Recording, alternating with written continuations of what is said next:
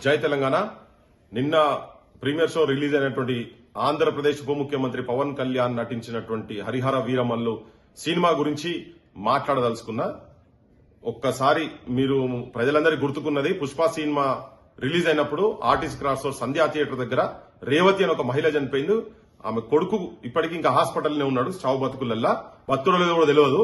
ఆ సమయంలో అసెంబ్లీలో ముఖ్యమంత్రి చాలా ఎమోషనల్ గా ఒక 15 నిమిషాలు ఉపన్యాసం దంచి వినండి.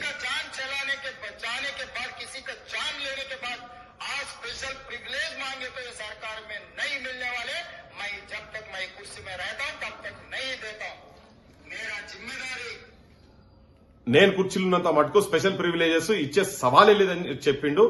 చాలా ఎమోషనలైజ్ డ్రామా క్రియేట్ చేసిండు.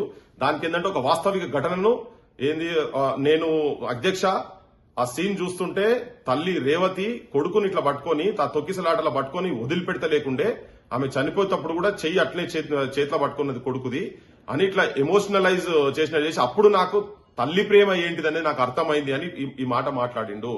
మాట్లాడేప్పుడు అంతే ఆవేశంగా చెప్పి ఈ సినిమా వాళ్ళు 10 రోజుల తర్వాత కూడా ఒక్కరు కూడా కనీసం హాస్పిటల్కి వచ్చి చూడలేదు అని చెప్పి మాట్లాడుకుంటూ ఇంకొక నేషనల్ ఛానల్, ఇది తెలంగాణ ఆంధ్రప్రదేశ్ ప్రజలతో పాటు నేషనల్ ఛానల్ ఒక మాట మాట్లాడి ఒకసారి. एक फिल्म स्टार उनका बिजनेस है,